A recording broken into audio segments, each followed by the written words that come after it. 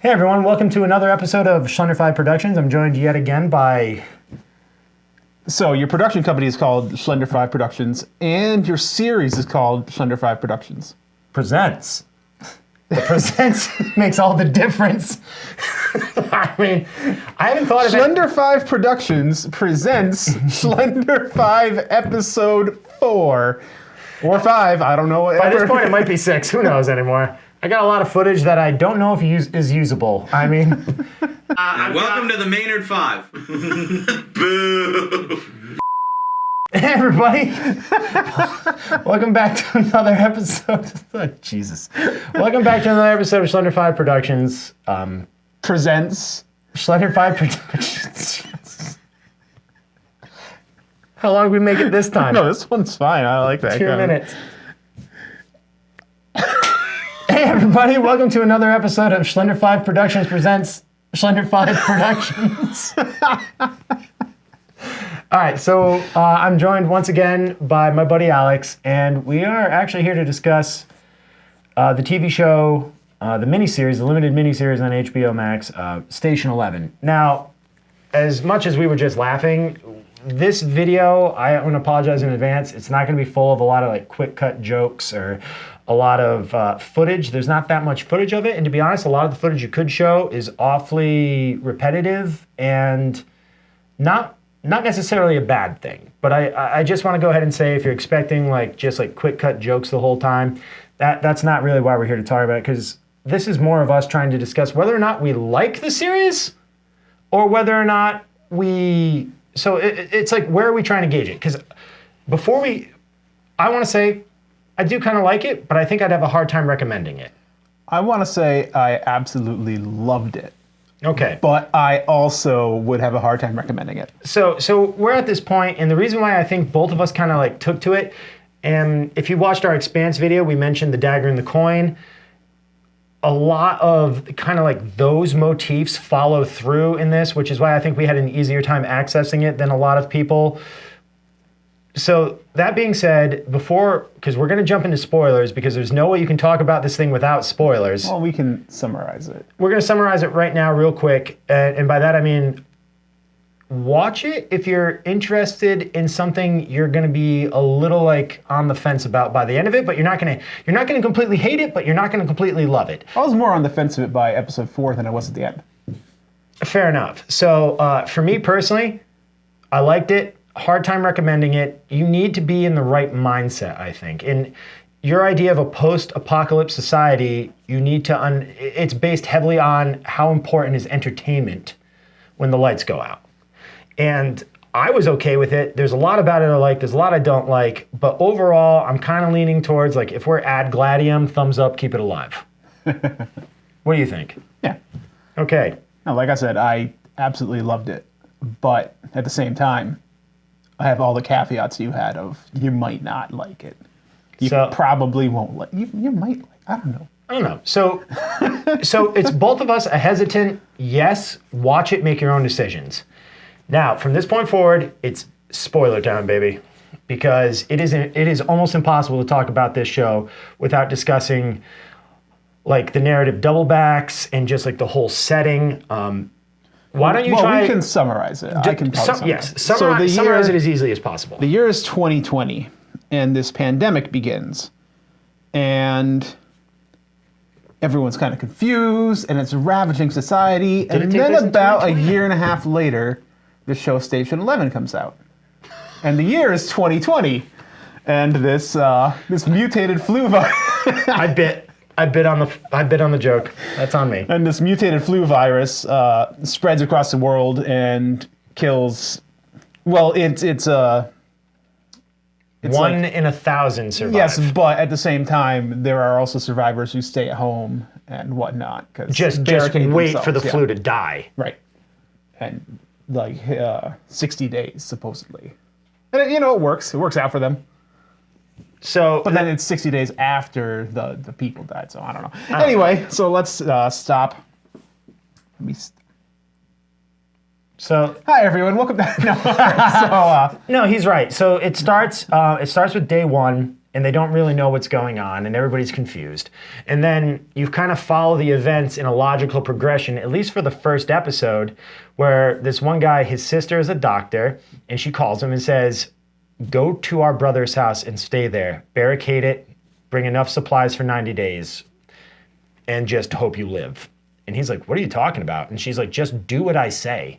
So he does. But in the process, it turns out there was this little girl in a stage play, and her mentor died. And this is not easy to describe. It's the show. Really not easy to describe. So it's a show that starts in 2020 with a pandemic and cuts to 2040 and cuts all the way in between that to tell the story of these people. Yeah, all right. And they're all centered around this one actor named Arthur Leander. Let's save the character dive until a little bit later. Let's just stick with the basic plot. So a little girl grows up in pandemic, becomes an actress in the post-apocalyptic world. They travel around what they call the Wheel, which is essentially just a map of Lake Michigan. Yeah. So they go from like Canada back through Chicago area, even though they never hit Chicago because they avoid cities for obvious reasons. Did they go through all the way to Canada? Yeah. Oh, okay. Remember, there's that part where she's like, they're talking to I believe, so the main character's name is Kirsten, I think, or Kristen. Yeah, Kirsten. And it's played by Mackenzie Davis, who a lot of you may recognize from the San Junipero episode of Black Mirror. She played Yorkie. Yeah. She was also the female Terminator in Terminator Dark Fate. A movie I have not seen. It's a movie a lot of people probably shouldn't see. A lot of people didn't like it. I don't mind it, but when I first bought my 4K projector, there weren't that many options for 4K movies, so I bought it to watch it, and it's not great, but then again, that's one of those franchises I've just kind of given up on, and I'll just watch it. The studios. And they won't. But, so it's about her now reconciling her traumatic childhood, starting off the pandemic versus now being a survivor 20 years in the future. There's a lot of thematic things about family and loss and reconciliation. But the main plot of it is she's a child actress. She loves being an actor, grows up, happens to find a traveling kind of like road show and signs up with them, and then spends the next like 18 years of her life perfecting her craft. They travel around. They're like minstrels and bards. It's obviously not for everyone because a lot of people are like, why would people bother being actors and musicians? I think the show does a pretty good job saying why it's important to have entertainment, no matter what's going on. The music is really... I want to talk about the music later because I have a few thoughts about that. But overall, the plot, it's not that bad. It's entertaining enough, and I guess the biggest problem is probably the way they tell the story, not the story itself. So I do think that I did Google the show to see what the general response is. I did it with Expanse. I did it here. Okay. And critics liked it. I didn't deep dive into it. Rotten Tomatoes was like 98%, whatever that means. 7 out of 10s. I didn't gotta check. Be. And then audience reviews were like 6.5 out of 10s. Okay. Or so on 65% of Rotten Tomatoes or something. And I looked into what some of them were saying, just briefly, the negative ones. And they were mostly complaints about the science of the apocalypse. And people were specifically complaining about, like, why would there be actors in an apocalypse, after an apocalypse? And you just discussed that. And because people need something more than just surviving. Yeah, any small town is like, imagine the lights go off. Some small town's going to have some dude who gets on stage and provides temporary relief. Like just whether it's comedy or seriousness. And the thing, oh man, like this is not an easy show to talk about. Well, they even have that in My Name is Earl, a sitcom. Prison? No, when he goes to the hippie commune on the mountain, they have people performing an episode of Friends. So these people are entirely devoid of civilization other than each other. And gotta check my notes here. Is Friends on there? No, My Name is Earl isn't on here either. Yeah, so like we said, the plot, pretty simplistic. It's really more of a character study. Like the characters are a lot more layered, and it's about how are you in the face of crisis? How are you pulling through crisis? And then how do you move on post-crisis? And there's a lot like I said, there's a lot I like, there's a lot I don't like. Let's just get into the narrative structure because, I mean, trying to tell the plot, we just keep you can't avoid the narrative structure. It's told over the same characters, like day 1, year 20. I'm like, well, yeah, I think you took a little teeth out of the story. Then they would go to day 47. And then day 47, but still year 20. Like, so year 20 is the one that's happening in real time, and everything else is a flashback. Well, and I think that's deliberate, right? You said the word crisis, but the word trauma fits a lot better. These characters have gone through mass amounts of trauma. That's true. They're broken. They're a walking case of PTSD, you know. As they say themselves, like pre-pandemic people, you know, ones who were alive before the pandemic, none of them are, what did they say? There's no before. Well, Tyler said specifically they're all crazy. He says they're all crazy. Well, he saw them be crazy too. Well, and he is crazy. Well, he's insane.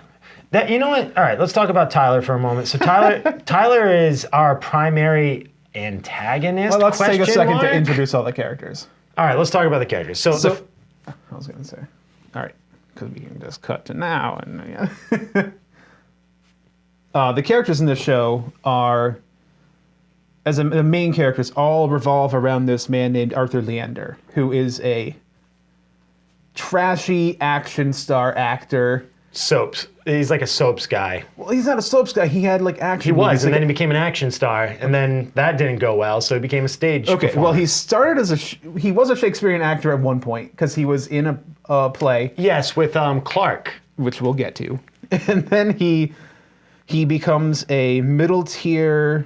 I picture it as a Jean-Claude Van Damme. Yeah, type it's like B tier. Yeah, action movie like Alpha/Beta. Yeah, which hilariously he ends up being in. Is a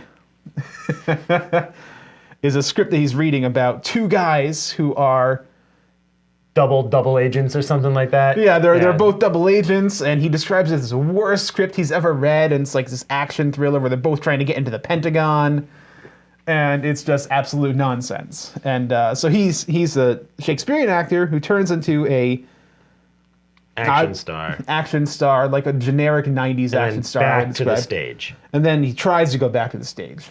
Well, yeah. And in the very first episode, he dies on stage in the very first 10 minutes. Yeah, it's like first 10 minutes. And what's interesting about that is that I didn't realize it watching it. I mean, Jeevan is set up pretty well. We know, like, all right, this is a man who feels compelled to act, even if he's out of his depth.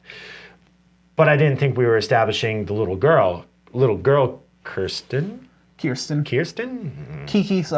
Kiki. Yeah, they call her Kiki a lot. And like the gorilla. That's Coco. But anyways, so they set them up, and it's all about how, like, this one guy, it's very Shakespearean by nature. It's about how his entire life has transformed the people around him for better or oftentimes worse. And it's very much witnessed in his best friend Clark, his son Tyler, Kiki. Kirsten. Let's just call her Kirsten. Sure. And the Elizabeth, his second ex-wife, and then who is his... Miranda. Miranda is the first ex-wife. And Miranda writes the eponymous Station 11. It's a graphic novel about trauma and loss and letting go of past trauma. But she doesn't make that many of them. And there were 5 total. Yes. And we don't even know who gets... I don't think anyone else gets the other 2. I know there's 3 out there in the world, and I don't know if she ever parts with the other 2. I don't remember that well. And the whole show thematically deals with, like, fate in, like... Because all these events that we witness are so interlaced and interconnected, like, you cannot remove one without it having an impact on the other. For better or worse. There's a lot of it I liked. The fact that, like, she calls the pilot and is like, you can't let people off that plane. I was like, oh, I liked it better not knowing why they stayed on the plane. A little bit of mystery. I didn't think we needed an explanation that she is the reason why everybody in the airport stayed alive, because she calls the pilot. She is Miranda. Yeah, Miranda. Who, all right, so she's his ex-wife. Yes. And we learn the story of her and him, where he just kind of wraps her up in his whirlwind of character, possibly his hurricane of character. Oh, hurricane, that's good, because she lost her family in a hurricane. Hurricane Hugo, yes. Yes. The pilot's name is Hugo, in case it's all predestination kind of nonsense. Well, is it just coincidence? No, I think the show plays heavily into fate. I don't think they play into coincidence. I think everything is fated, is the idea. Well, that would be Shakespearean, yes. It would, exactly. And it's very much, it's very much that. Well, so this lady is a logistics expert, Miranda. Yep. And she doesn't start as one, but she gets a job. And her boss, Leon, explains to her that logistics isn't the shortest path from point A to point B. It might go around her head, go to Iowa, and then, like Des Moines, Iowa, and then come back to Chicago. And he actually says Des Moines, Iowa, in this place is figurative. And she's like, I understand. Yes. Yeah. And, I mean, that's the best analogy for the show. Yeah. It takes that winding path. Winding road. It doesn't believe the best point from point A, or the best path from point A to point B is here's day 1, here's year 20. My only problem, and this is a problem I have where you do like the multi-year gap narratives, is you can't expect the current timeline. They should know the lessons from the past timeline. So trying to make them learn in tandem. I don't think they're making them learn. I don't think those are learning experiences. I think those are all flashbacks. And I don't think they're supposed to be relevant flashbacks, particularly. I think those are just flashbacks that the characters are having that are, all right. They're kind of timely, right? When she's sitting there doing Hamlet and she's remembering the past, she's remembering the words she was saying specifically to, was that Jeevan at that point? Frank, I believe, Jeevan's brother. Yeah, and she's remembering these words and remembering the situation she was in.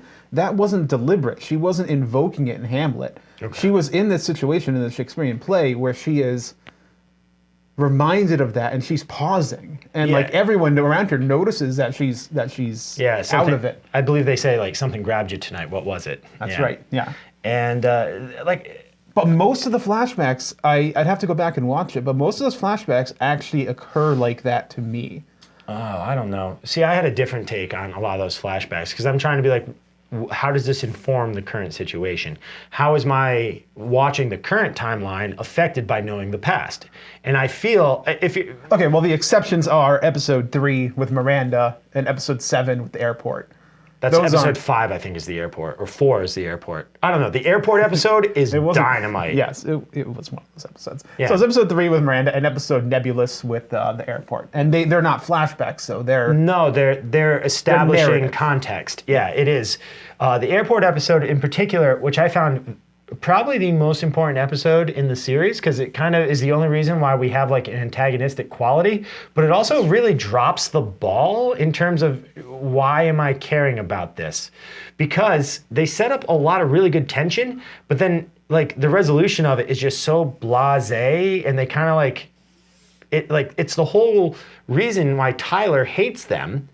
And I don't think it's not a strong enough hatred to justify a 20-year revenge plan. But unless you're trying to be Hamlet, and it ham-fists Hamlet. Well, but they also admit that Hamlet is terrible at multiple times. Yeah, several times. And it is, yeah. What are you going to score it to? Tub thumping? Asks David Cross. Oh yeah, David Cross is in it. And actually, you know what? Not as jarring as I expected. The first time I saw him, I was like, oh, there's no way I'm going to watch Tobias. Until Tobias blew himself. The kids blew him. Up. So the kids strapped themselves with landmines. But like that was the most jarring moment of the show to me. The ideology behind Tyler making kids strap themselves with landmines. He didn't. Yes, those were the beacons. Haley did. They mentioned specifically that when Kirsten finds Tyler and he's bleeding out from a stab wound that she gave him. I enjoyed her immediate murderous nature. You don't really see that in a lot of protagonists, but she's like, I don't trust this outsider. His stories don't add up, and her instinct is, I'm gonna kill this guy. But one of the first things he says when they meet up is like, he didn't do that. Like, that was because Haley freaked out because he wasn't in charge anymore and he was gone. And she did that. Haley is the woman at the end who was walking around with the things, and who Kirsten shows the book to. Oh, wait, was that Haley or was that somebody else? Because she runs off screaming another name. I thought she ran off screaming Haley. I don't think she ran off screaming a name. Did she? She does. She's like, oh my God. I think she does say like, oh my God, Haley or something, and just runs off. The problem with this kind of back and forth narrative is it's not perfectly layered. Like there is like I was like, wait, how did she get her comic book back? And it's literally just like a flash of her picking up a blood-soaked book in the middle of the road. Well, no, what that to me was because we don't learn about Jeevan. We didn't learn that. Yes, we don't learn about him. What that was he had it in the Ziploc. He was crawling. He went to get it back after throwing it in the snow. Yes, and he went to get it in the middle of the night, which is just ridiculous. It's a stupid plot point to start with. Well, he would never be able to forgive himself. So he goes out to get it, gets mauled by a wolf. Big Daddy, I think it is. Yeah, even though, because they mentioned several times that they had killed Big Daddy's family. Monsters, we're the monsters. Yeah. And he's like, what does that mean? What is it? Stop reading your comic book. Well, he almost dies because she's so busy reading her book versus covering his six with the sniper rifle like she's supposed to. And someone else almost dies because she's doing that. Yeah, like, it's not a lesson the baby almost dies, and that's why she finally gets rid of it. Almost gets lost, whatever. The baby doesn't get lost. But but he goes back to get this comic book that he throws out, and he's... Jeevan's the best part of the show. Why are we phrasing this like you don't understand? We should just be talking to each other. So, Jeevan goes out to get the comic book. Right, what happens is Jeevan goes out to get the comic book. Yeah. And he's walking back to give it to Kirsten. And the tragic part of that is he's so close. He's so close. When she finds the comic book, like he's like half up the driveway. The book is like in the driveway. Right, road. because he's on the road, and that's where he's found by the snow. The snowmobile isn't going through that. The snowmobile is going through gotta say, the only time I've liked like that narrative skipping around through timelines in the show, I like the airport one quite a bit, but Jeevan's blows it out of the water. That was amazing. That wasn't a switch. That wasn't a flashback. That was just no. That was bringing us up to speed. Where just like the airport and just like Miranda's episode. That being said, I really think, as much as I enjoyed that, I think I would have ended the episode where she's turning in the airport and sees Jeevan, and we're as shocked as she is, and then they tell us how he got there. But the thing is, it wasn't supposed to be... Oh, it's shocking. But it wasn't supposed to be a major moment. It wasn't supposed to be... It is her biggest moment. Because the whole thing is about abandonment issues. Because she's constantly talking about... Because that's why she's so upset when the young girl, who she had raised since a baby, wants to leave. She's like, no, you stay with me. It's all about abandonment issues. Yes, but had Sarah died when she sees Jeevan? No, yes. Because he was coming out. Because he's the one who let her pass. And that's what, when she saw Sarah was going, you got to let people go. You know, you have to let people go. And she's already, like, her emotions would be pretty dulled by that, I would think. And so when she sees Jeevan, it doesn't have to be the most major shocking point.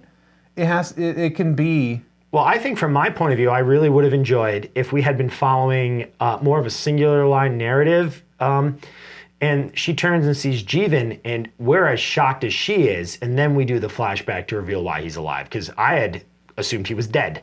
Oh, yeah, me too. And so I think there's a little bit more of that. It's a very emotional scene when they see each other, and we have the context that she doesn't. But if we had gone into it with just her context, it's like, wait, Jeevan's alive? I'm like... Because the whole point is they keep calling him Leavin' Jeevan. They call him Leavin' Jeevan because he keeps abandoning things. So then you see him alive at the end. But he also didn't. He didn't, but we know that, but she doesn't.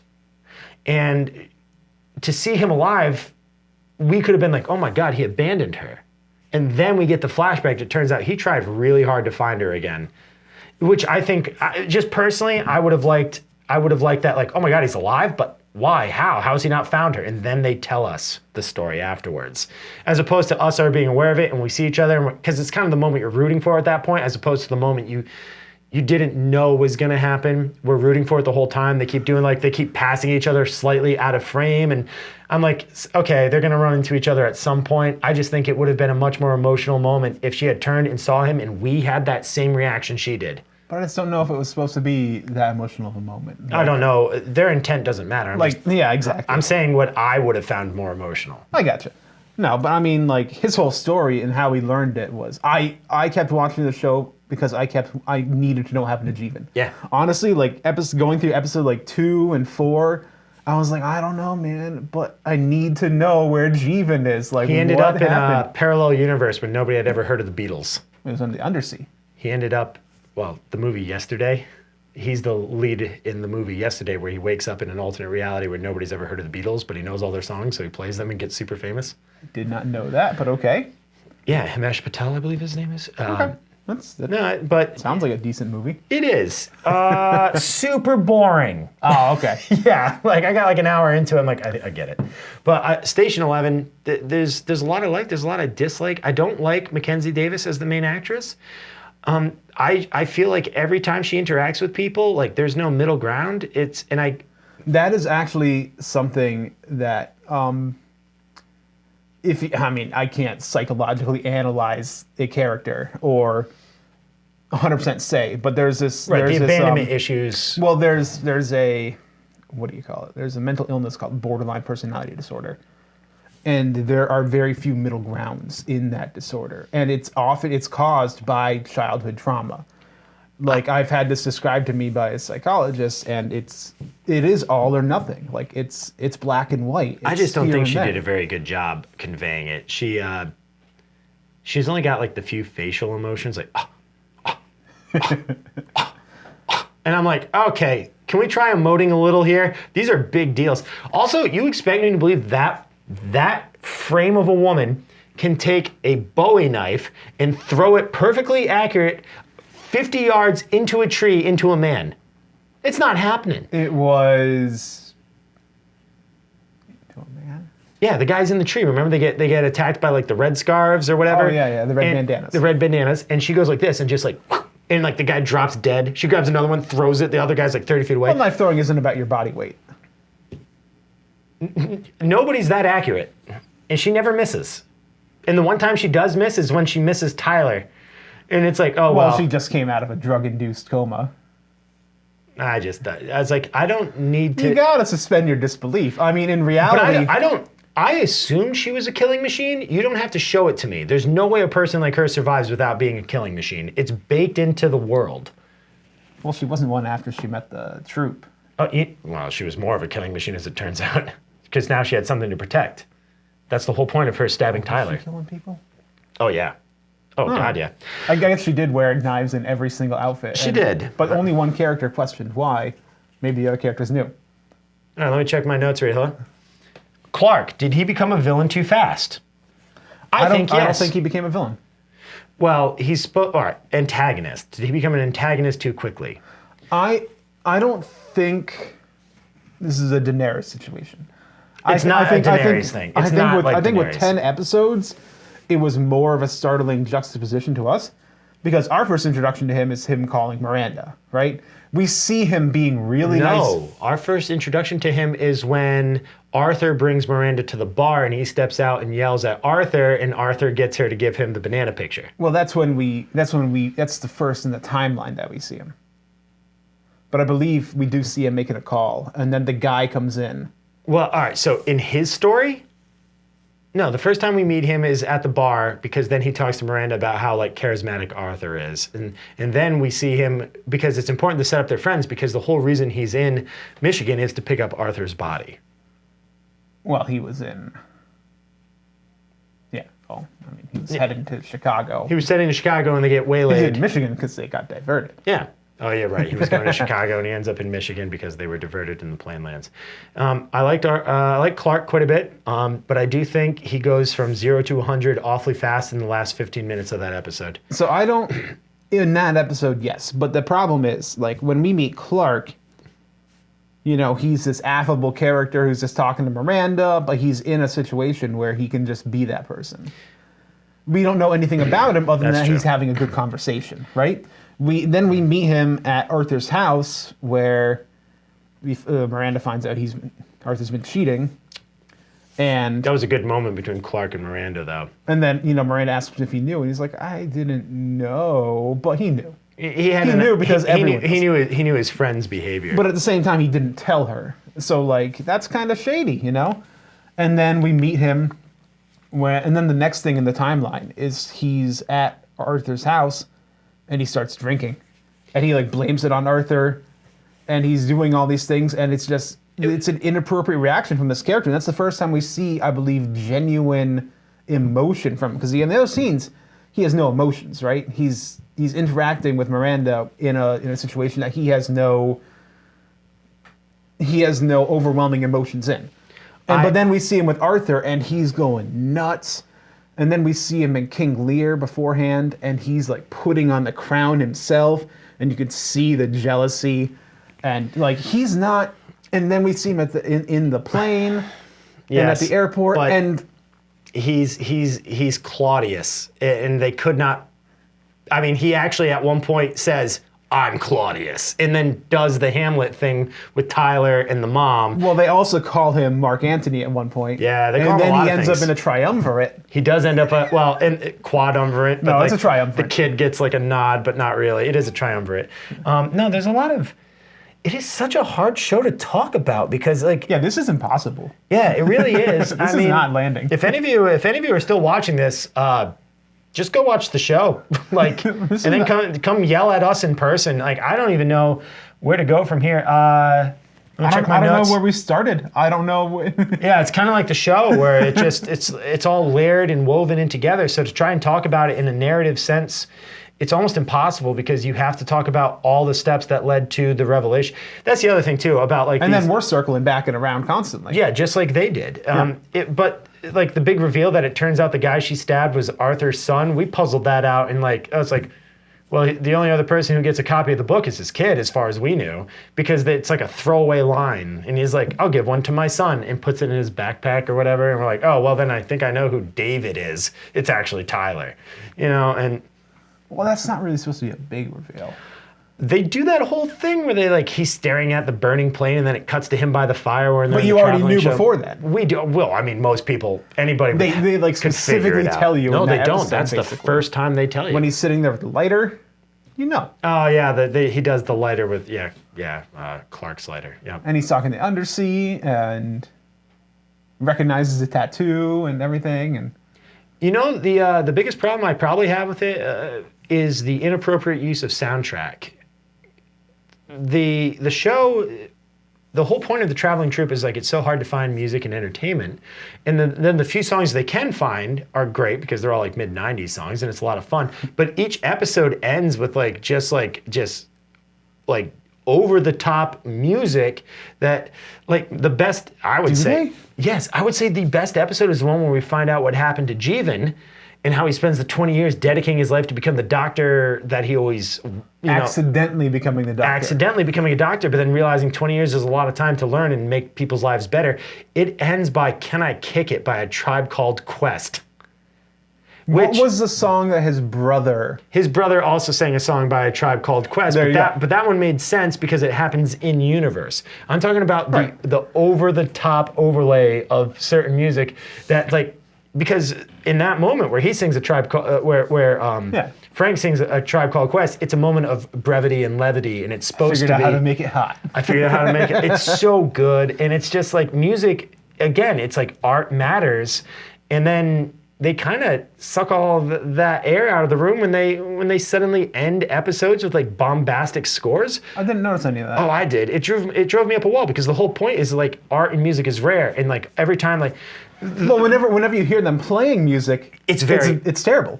No. Yeah. The minstrels at the beginning, where they're sitting there and it's awesome. Well, yeah, when she's playing piano, when they come into town and they're playing the tuba, what were they playing? But I didn't even know until they started singing. I was like, I don't think that's right. No, it wasn't. Their music wasn't good. Their plays weren't particularly good. They were cobbled together. Were awesome. I love the costumes. Hamlet is a spider made out of winter coats. It's just made out of whatever they could find. It was like winter coats woven into a spider costume.